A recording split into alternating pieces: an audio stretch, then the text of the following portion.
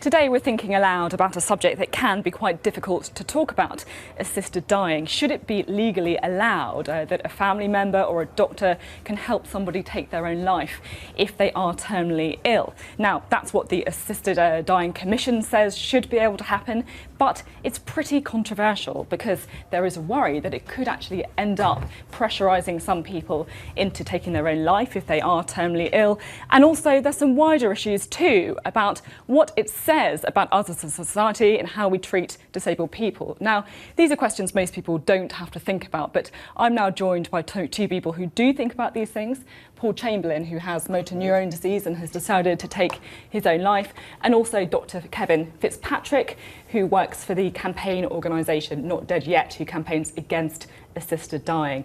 Now, Paul, I'm going to start with you because you obviously have a very sympathetic kind of personal situation. You've got motor neuron disease, and how did you come to the situation that you're in, that you've decided that you do want to take your own life? I was diagnosed with motor neuron disease 3 years ago. It is a progressive muscle wasting disease for which there is no cure. It is terminal, and it is a particularly horrible way to die. All my muscles have been affected, including my breathing muscles. I'm on a ventilator for 12 hours a day. My physical condition will deteriorate to the state where I'm virtually a vegetative state, probably unable to communicate, possibly being fed through a tube in my stomach, and it's a very unpleasant way to die. I would much rather avoid the last few months of indignity and to avoid my family having to see me in a pitiful state. It would be of great comfort to me and my family if I knew I had the option of a peaceful and certain death at a time of my choosing and surrounded by my family a few months earlier than otherwise be the case. And that is the reason I support an assisted dying bill along the lines advocated by Lord Faulkner. Kevin, I'm going to bring you in at this point because obviously if you listen to Paul, it is quite an emotional story. I think lots of people will listen to him and say, well, if he does want to have more control over his own death, then why shouldn't he? It's a very personal story, and let me be clear that I have no interest in stopping someone doing what they want to do to follow their personal wishes. My concern is about what happens when a law is introduced. And a law which would allow what is effectively voluntary euthanasia in this country will, as we have seen in other countries across Europe and in other parts of the world, by extension, drift into a situation in which people for whom the law was never intended will die. That is the case in Belgium, that is the case in Holland, and that is the case in Oregon. And it is very difficult to be presented, of course. I, like every other human being, have every sympathy with Mr. Chamberlain's situation. But it's not his situation, it's not his personal situation that I'm concerned with. And I don't mean to sound in any way dispassionate about that. Of course, it's an incredibly difficult situation he faces towards the end of his life. My difficulty is that when a law is introduced, what follows by extension is that we get to a situation where in Holland, for example, it is now possible under the Groningen Protocol to euthanize newly born disabled babies on the grounds that their lives are not worth living. That seems like a big leap, though, doesn't it, from Lord Faulkner's bill, which is talking about assisted dying for somebody who is terminally ill, who has 6 months or less to live, and talking about euthanizing babies. I mean, that does seem like quite a jump, doesn't it? And unfortunately, that's what has happened because, of course, the legislation in Holland was developed and drafted in exactly the same way for exactly the same cases as Mr. Chamberlain's case is presented here today. And in the 20 years since it has been made possible and then legal to euthanize anyone, we have a situation in which we have gone that far already in a very short space of time. So the fear that lots of disabled people have, quite rightly, is that they're in the front line and that a legal right to die will become very, very quickly a duty to die and a burden people will put on them that they will have to take this option as the only logical, only sensible, only right option. And of course it's not. I can see you reacting to that. Yeah. There are two things there. There are safeguards under the Lord Faulkner bill 2 independent doctors had to certify that you're mentally competent. They also have to confirm that you are within 6 months of death. So there are safeguards in place. You mentioned Holland. I'm not seeking a law like they've got in Holland. I don't know what it is. But you mentioned Oregon as well. Lord Faulkner's bill is very, very similar to the Death with Dignity Act in Oregon, the state of Oregon, which has been in place for almost 15 years.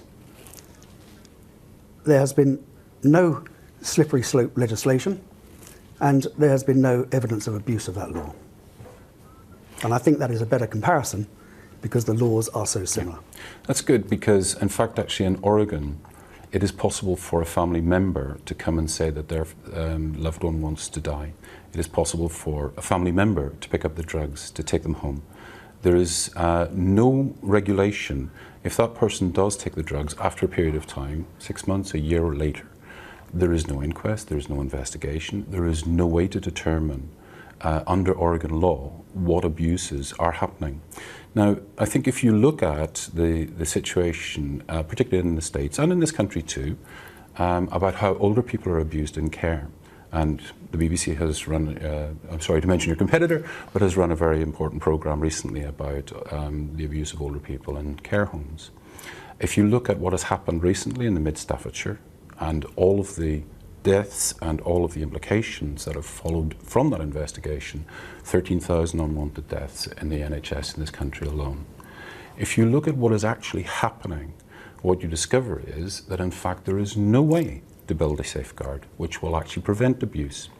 You were talking there about family members being involved, you claim, and I'm interested to hear about your kind of personal story here, because it must be a very difficult thing to tell people who love you that actually you've come to this decision. I have come to the decision that I wish to take my own life because I just don't want the last few months of indignity. I am going to die. That's the fact of it, in a fairly short period of time. So I'd rather go peacefully. But of course, without the law, I have to first of all try and obtain a drug from somewhere. Is it what I think it is? Will it work? Will I be left with terrible side effects? It's an amateurish situation. And there's an uncertain outcome. It would be far better to have a drug prescribed by a doctor who would come and watch me administer it. I have to self-administer under this law. Nobody can give it to me. I have to sit there and take it and be clear. And the 2 doctors have to be certain that I have a settled and informed decision to do so, and that I am mentally competent. How did your family react when you told them that you made this decision? I think on the whole, they understood. I think a lot of people would say, without thinking about it too deeply, if I was a vegetable, I'd rather be dead. And I think people understand that. And I think knowing that I will die within a short period of time, I think they support my decision. The difficulty I've got, I don't have any problem with Mr. Chamberlain's own case, but I asked the Director of Public Prosecutions earlier this year, and he told me that in the 4 years since the Purdy judgment in 2009, there have been 66 cases that have come across his desk, none of which have been prosecuted.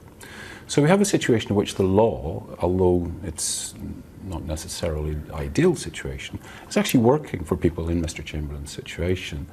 And on an average of less than 20 people a year, then I think that's possibly a better way of working things. But to change the law for those people and to pay no attention to the pressure that mounts on other people to die, older people, disabled people, who've already been threatened, and we have already got lots of evidence, even in this country when a law has not been passed, where people feel that a disabled life is not worth living. If you take the case of David Glass, 12-year-old boy, he had multiple complex needs, so in other words, multiple disabilities, including a learning disability, admitted to a Portsmouth hospital with pneumonia, which is life-threatening in his case. And 2 doctors decided, first of all, they would withdraw treatment. Then they decided that they would take his life and let him die with dignity. His family fought them, withdrew the morphine from his arm, took the child home, and 5 years later were delivered a judgment in the European Court of Human Rights that his right to life had been violated by those doctors. Doctors are not the best arbiters of Lord, this Lord judgment. Faulkner's bill I think at can this only point- apply to 18-year-olds and over. They have to be adult. At this point, I think I will just bring in the Samaritans website, just because it's a very sensitive subject. There's lots of people, I think, going through difficult feelings if you have been diagnosed with a terminal illness. The Samaritans website, which is www.samaritans.org. You can also call them on 08457 90 90 90 if you're affected by any of the things that we are discussing. Kevin, I'm quite interested to hear about your own personal situation as well, because you too have a disability. I mean, how has that affected your view of this situation? Well, I perfectly well understand what it's like to go through a grieving reaction, because mine was not a disability that I was born with. I acquired my disability as a young man. And to grieve the losses that you have as a physically fit, footballing young man to becoming a spinally injured wheelchair user, perfectly understand that. But what I'm not interested in is having a reaction of pity. My interest is in my life, living my life as I need to, want to, and being independent about that life as a disabled person. Paul, we're just wrapping up now. The problem is that you cannot put yourself. You have no idea how a person with a terminal illness thinks. I can prove it. You have written here, these are your words. If anyone who fears unbearable suffering at the end of their lives has really good palliative care, really good treatment, why then would they want to die? Well, I've explained why I want to die. So, Sorry, although those cannot... words taken out of context are They're not actually taken very out of unfair. context. Can I And if just ask, somebody wants to look at your website, they'll find it in 2 minutes. Okay, so can I just ask you, if the law changed tomorrow and you got your wish, and one innocent person died the next day, how would you feel about that? There are safeguards to prevent that. There are not. There are safeguards with 2 doctors.